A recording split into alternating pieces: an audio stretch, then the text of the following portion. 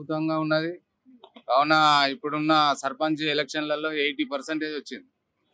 ఇప్పుడు next ZPTC ఎంపీటీసీలే మళ్ళా పరిపాలన గురించి ఈ వారం రోజులలో రిజల్ట్ ఇస్తానన్నాడు కాబట్టి ఆ పరిపాలన కూడా చాలా అద్భుతంగా రిజల్ట్ బయటకు వచ్చే ఆలోచన ఉన్నది. ఇప్పుడు అంటే జనాలు కేటీఆర్ చెప్పిండు కదా ఊర్లలో మొత్తం బాపే రావాలంటున్నాడు, బాపదే ఈసారి రాజ్యం అన్నాడు. మరి అవన్నీ ఏది లేదు. రేవంత్ రెడ్డి పరిపాలన అంటే ఆరు ఆరు ఆరు గ్యారంటీలు ఏమైనా ఇప్పుడు బస్సులు కరెంటు అవన్నీ ఫ్రీగా వచ్చినాయి కాబట్టి ఆటోమేటిక్ గా జనాలు అర్థం చేసుకొని సర్పంచ్ ఓటేసి గెలిపించారు.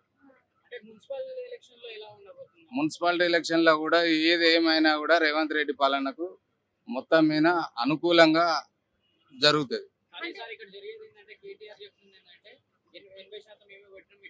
అసలు ఎక్కడ లేదు 80% అన్న పేరే లేదు.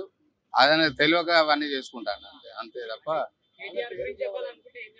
కేటీఆర్ గురించి ఏం లేదు. పరిపాలన చేసింది ఎవరిని దగ్గర కూడా ఏదేదో చేసి ఆగం చేసుకొని ఆగం అయిపోయింది పార్టీ.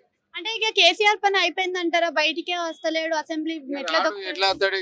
80% సర్పంచ్లని వచ్చినాక ఏ వాళ్ళే ఉన్నారు? ఎక్కడ ఉన్నారు? ఎక్కడ పోతారు? వాళ్ళు జనాలలో పేరు లేదు, అయిపోయింది అది మొత్తానికి.